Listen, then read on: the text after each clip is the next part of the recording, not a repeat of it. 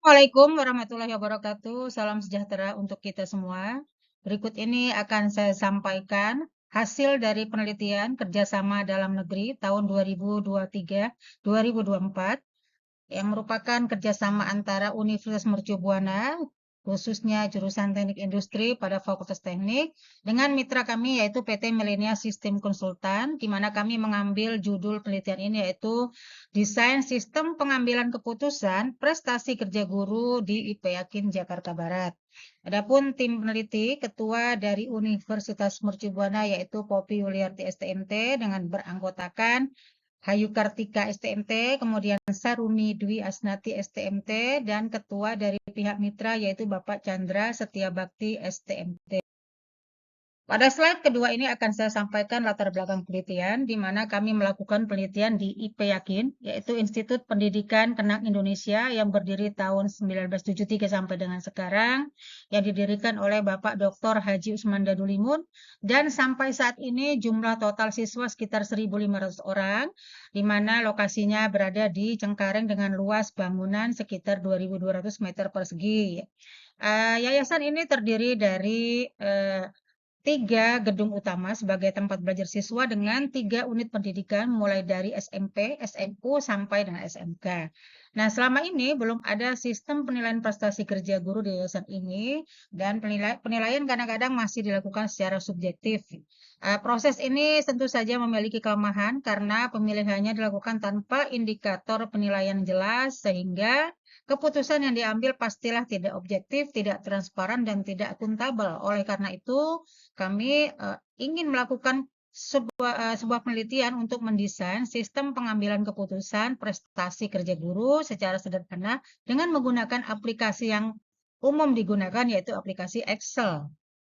Penelitian ini erat kaitannya dengan mata kuliah analisis pengambilan keputusan di jurusan Teknik Industri, sehingga sangat relevan untuk dilakukan penelitian karena di dalam mata kuliah ini kami akan mempelajari berbagai macam metode serta ruang lingkup dari analisis pengambilan keputusan di sektor industri, baik manufaktur maupun jasa.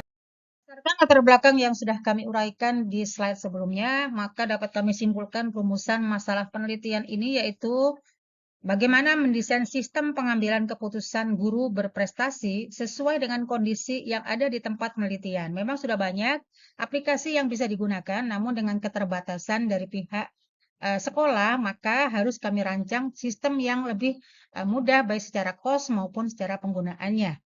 Kemudian rumusan yang kedua yaitu desain perlu dibuat mengingat tidak semua desain penilaian prestasi kerja sesuai untuk tempat yang berbeda.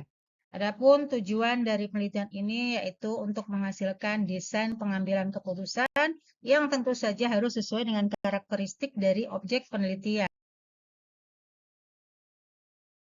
Penelitian yang kami gunakan untuk penelitian ini yaitu MORA, yang merupakan singkatan dari Multi Objective Optimization by Ratio Analysis, yang merupakan suatu metode yang digunakan untuk membantu proses pengambilan keputusan yang pertama kali dikembangkan oleh Browse, yang menerapkan dalam proses pengambilan keputusan dengan multi kriteria. Penelitian sebelumnya yang sudah dilakukan, sistem pendukung keputusan prestasi kerja guru memiliki karakteristik yang berbeda dengan penentuan kriteria penilaian di lokasi penelitian kami.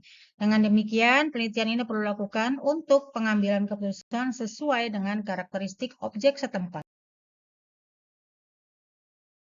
Apa yang disebut dengan metode MORA, bisa saya sampaikan bahwa kelebihan metode ini adalah fleksibilitas yang tinggi dan tingkat selektivitasnya yang baik. Disebabkan oleh MORA mampu menentukan tujuan dari kriteria yang saling bertolak belakang, di mana kriteria yang menguntungkan kita kategorikan dalam benefit atau yang tidak menguntungkan adalah dalam cost atau biaya. MORA juga memiliki kemampuan untuk memisahkan unsur-unsur subjektif dari proses evaluasi secara mudah dalam kriteria bobot keputusan yang memiliki beberapa atribut pengambilan keputusan. Nah, hasil dari penelitian ini adalah kriteria penilaian dan sistem input-output untuk penilaian prestasi kerja, dan tentu saja akhirnya kita akan mendapatkan perankingan berdasarkan inputan yang sudah dilakukan pada aplikasi yang akan kami rancang nanti.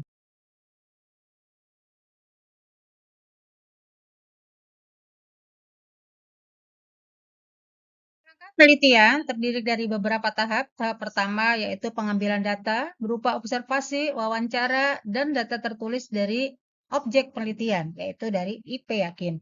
Kemudian kami lanjutkan dengan tahap kedua, yaitu mendefinisikan kriteria untuk penilaian. Nah, ini dilakukan dengan brainstorming kepada pejabat struktural di objek penelitian. Kemudian tahap ketiga, menentukan nilai matrik keputusan. Kemudian menentukan tujuan untuk mengidentifikasi atribut evaluasi yang bersangkutan yang dapat dilihat matriknya pada matrik di bawah ini.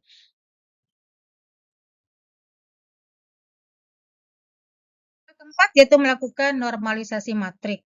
Jadi pilihan terbaik adalah akar kuadrat dari jumlah kuadrat dan setiap alternatif per atribut yang rumusnya dapat dilihat di bawah ini. Kemudian setelah itu kita masuk ke tahap kelima yaitu mengoptimalkan atribut untuk optimasi multi-objektifnya. Ukuran yang dinormalisasi ditambahkan dalam kasus maksimasi untuk atribut yang menguntungkan dan dikurangi dengan kasus minimasi. Dalam hal ini adalah atribut yang tidak menguntungkan atau yang tadi sebelumnya disebut dengan cost yang dapat dilihat dalam fungsi YI di bawah ini, di mana G adalah jumlah atribut yang akan dimaksimalkan, yaitu N dikurang G adalah jumlah atribut yang diminimalkan. YI adalah nilai penilaian yang telah dinormalisasikan dari alternatif 1 terhadap semua atribut, sedangkan WJ adalah bobot dari J terhadap atribut yang dapat ditentukan dengan brainstorming. Tahap keenam yaitu perangkingan nilai YI. Nilai YI bisa positif atau negatif tergantung dari total maksimum dan minimum dalam matrik keputusan. Sebuah urutan peringkat ini menunjukkan pilihan terakhir. Kemudian masuk ke tahap ketujuh, yaitu tahap analisis dan pembahasan. Berdasarkan perankingan yang sudah dilakukan, bisa dilakukan analisis mengenai kriteria-kriteria yang sudah ditentukan. Kemudian juga proses untuk mendapatkan ranking dari setiap alternatif yang ada. Kemudian masuk ke tahap ke-8, yaitu kami memberikan kesimpulan dan saran untuk penelitian ini.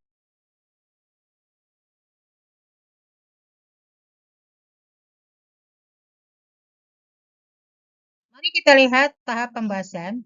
Tabel 3 ini merupakan rangkuman dari hasil brainstorming kami dengan pihak sekolah, di mana terdapat 5 kriteria yang perlu dipertimbangkan di dalam penentuan prestasi kerja guru. Kriteria disingkat dengan K1 sampai dengan K5, kemudian keterangannya K1 adalah pengajaran dengan nilai bobot kriteria yang juga berdasarkan dari brainstorming dengan pihak sekolah. Jenisnya adalah benefit, kemudian kedua ini adalah kehadiran dengan bobot 25, ini merupakan termasuk dalam kriteria loss atau aduh. Selanjutnya mari kita lihat pembahasan untuk penelitian ini. Kita dapat melihat di sini ada tabel 3, yaitu kriteria penilaian, di mana di sini berdasarkan hasil brainstorming dengan pihak atau objek penelitian, terdapat 5 kriteria yang disingkat mulai dari K1, K2, K3, K4, dan K5, di mana keterangannya dapat dilihat pada slide ini dan juga dengan nilai bobot yang berbeda-beda, tentu berdasarkan dari hasil brainstorming dengan pihak sekolah. Kemudian di sini kita dapat melihat juga ada 4 benefit yaitu K1, K3, K4, dan K5 serta terdapat 1 loss yang berarti harus dihilangkan atau nilai yang memberikan nilai minimum yaitu kriteria kedua yaitu kehadiran. Kita mengetahui kriteria-kriteria penilaian pada slide sebelumnya, kemudian kita menentukan nilai pada tiap kriteria yang dapat dilihat pada tabel 4, di mana di tabel 4 itu kita contohkan di sini ada 3 alternatif, yaitu guru A, B, dan C, kemudian kriteria penilaiannya adalah K1 sampai dengan K5. Misalnya saya beri contoh untuk alternatif A. Untuk kriteria penilaian 1, berarti disingkat dengan AK1. Kriteria B untuk penilaian kriteria 5, disingkat dengan BK5, dan seterusnya. Selanjutnya, yaitu kita membuat matrik keputusan XIJ. Di sini tampak W sama dengan 0,3, 0,25, 0,10, 0,25, dan 0,10. Ini adalah bobot untuk tiap-tiap kriteria yang sudah ditentukan sebelumnya berdasarkan brainstorming. Kemudian matrik keputusannya adalah seperti tampak di bawah ini. XIJ merupakan matrik dari AK1, AK2, AK3, AK4, AK5, dan seterusnya. Kenapa ada A, B, C? Karena disimulasikan di sini ada 3 contoh guru yang akan dinilai prestasi kerjanya. Adalah normalisasi matrik yang disusun sebagai berikut. Ini adalah contoh untuk kriteria 1 dan kriteria 2. Kita lihat AK1 sama dengan AK1 dibagi akar dari total AK1 kuadrat ditambah BK2 kuadrat ditambah CK1 kuadrat dan seterusnya. Ini tidak saya tampilkan sampai 5 kriteria, tapi isinya kurang lebih sama seperti ini, cuma kriterianya saja yang diganti. Untuk alternatifnya tetap sama, yaitu A, B, dan C. Dari normalisasi kriteria, kemudian kita membuat matrik normalisasi WIJ. Selanjutnya, membuat matrik optimalisasi nilai atribut perhitungan matrik sebagai berikut. Contohnya, untuk kriteria 1 atau K1, CI itu sama dengan 0,3, di mana 0,3 adalah bobot yang sudah ditentukan sebelumnya, dikali dengan matriks dari WAK1. Begitu seterusnya sampai ke kriteria ke-5. Adalah hasil optimalisasi nilai XIJ dikali dengan WJ yang dapat dilihat pada matriks X bintang IJ, C1, D1, E1, F1, G1, dan seterusnya. Kemudian ditabulasikan dalam tabel 3, yaitu tabel nilai YI. Di mana di sini ada 3 alternatif, kemudian di kolom kedua itu ada maksimum. Maksimum artinya tadi yang mengandung unsur benefit, di mana benefit tadi adalah kriteria 1, 3, 4, dan 5. Sedangkan minimum adalah kriteria yang mengandung nilai loss atau cost, yaitu K2. K2 kemudian total itu adalah AIJ, BIJ, CIJ.